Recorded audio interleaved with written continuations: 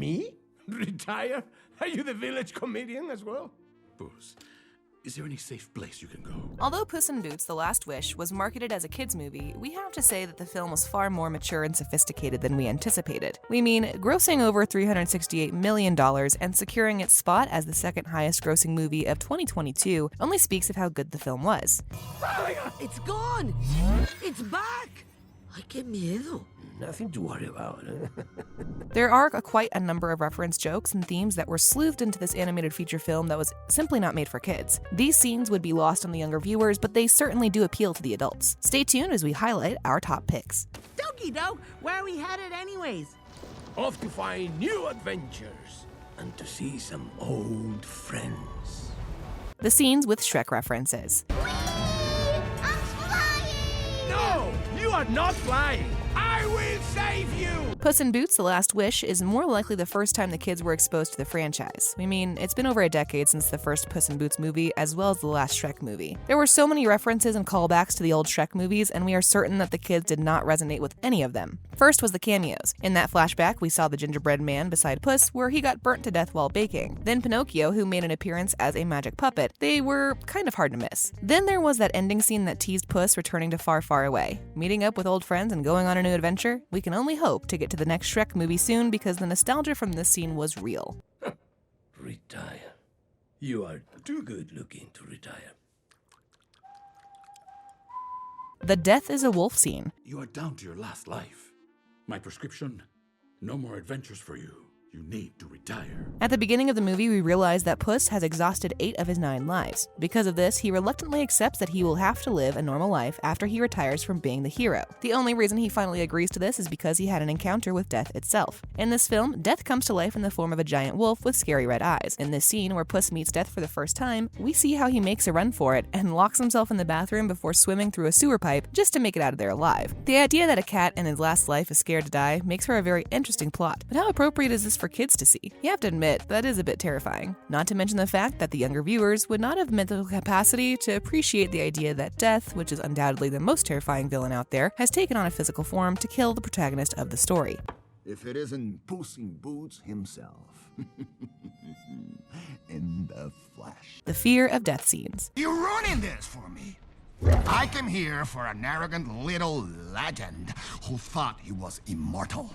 We doubt that any of the younger viewers were able to fully grasp what Puss was going through in all the times he ran into the wolf. The concept of mortality is one that kids under 5 would definitely not have any reason to think about. In this scene, we see just how many times Puss has died, most of which are plainly careless situations. He has been hit by a charging bull, attacked by dogs during a poker game, shot out of a cannon, crushed under a barbell, fallen from the top of a tower, eats shrimp, which he should have known he was allergic to, sprayed by flames, and most recently crushed under a bell. Puss has cheated death so many times that he does not initially fear it. It came face to face with the wolf, who makes him bleed, which scares the living daylights out of him. Is that a stick? What are you gonna do with that? Ow! Ow, my knuckles! You shouldn't have done that, mate. In this scene, we see that this encounter takes its toll on Puss. He digs a hole, then goes on to bury his hat and his boots. The fact that he gave up on his dream life and submitted to a domesticated life depicts a kind of humility that you can only learn in life with age and experience. Kids are still very much carefree about life, so while they would be able to pick up on the fact that Puss is down and defeated, they would not be able to fully understand why. In the scene where he gets cut off from Kitty Softpaws and Pero in the Crystal Cave, we see how scared he is to face the wolf again. Get out of there, Puss. We would run too. Hey, you want to see something cool?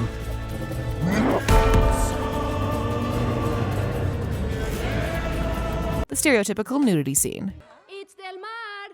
People of Del Mar, accept this golden gift from Puss in Boots! At the beginning of the movie, Puss crashes the governor's home and eventually makes a mess of things when he is caught. In this scene, Puss uses his sword to slash the man's clothing, and as a result, the garments fall to the floor, leaving the man underdressed and embarrassed. The man's underwear is out there and open for everyone to see before he quickly rushes to pull up his pants. If you wanted to hold my hand, all you had to do is ask. Just feel free to pull me up. This scene is not one that we would have seen too many times and one in too many kids' movies. At this point, it has become something of a cliche, if we're being honest. It is totally unnecessary to expose little kids to any kind of nudity, so we cannot imagine why we keep getting these particular kinds of near nudity scenes. We mean, they have to know that the kids would take this in a negative light, right? Just give us the map. And throw in a dozen points. Eh? Ooh, have you got any savoury pies? What? Yeah, what flavours you got? No. Can we get all of that in a bag to go? The bad language scenes. You know that suit Jack Horner wears? Yeah. I'm going to have one of them. Yeah. Only mine will be purpler. Like, twice as purpler. While the overall language of this movie is nothing to complain about, we can say that some words still earn this movie the parental guidance badge. There are words like crap, hell, wuss, butt, idiot, stupid, freaking, and jerk, just to mention a few. These words are used as insults, and thankfully the more serious words are bleeped out. Unfortunately, one derogatory word managed to find its way into the movie, and we were outraged. There is a scene where Goldilocks and Baby Bear go back and forth in a good old sibling rivalry. In an attempt to hurt her adoptive brother, Goldilocks calls the baby bear a dingleberry. Hey, I'm going to bust you up, plum thumb, and then I'm going to wear your clothes. That was weird. To be fair, kids might not know the meaning of these words in the moment, but you know kids, they just might look it up. There are a lot of awful meanings to this word. For one, it refers to a stupid, foolish, or contemptible person, but then there is also the slang version which refers to a piece of dried fecal matter that is left clinging to, the hair around the butt. When you see how upset this makes a baby bear, it becomes clear which of these definitions Goldilocks intended. Kids catch on pretty fast, and this is not a word you would want to be added to their vocabulary. Why are you so ridiculous, dog? What's your story? My story? Oh, it's actually a very funny story. The scary scenes. I've had your wages something stupid. You're such a...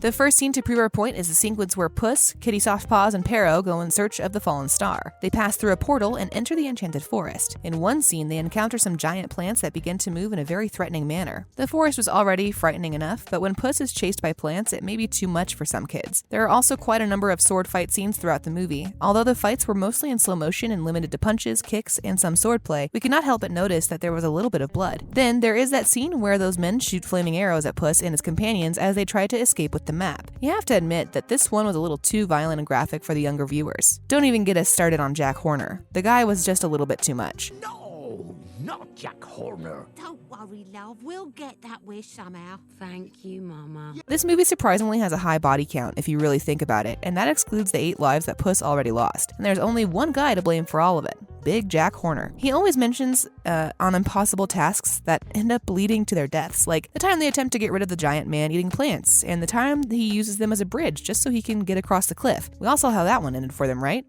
Oh, well, what's that? All of the magic in the world.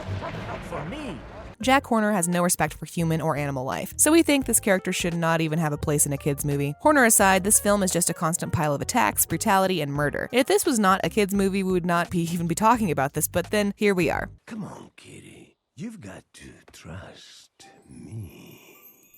We would love to hear your thoughts. Do you think Puss in Boots: The Last Wish is appropriate for kids? Let us know in the comment section. Don't forget to like and share this video. If you enjoyed this one, subscribe to the channel for more and hit the notification bell so you don't miss any upcoming videos like this. You said you were going on some spiritual retreat. Namaste. And you're supposed to be dead.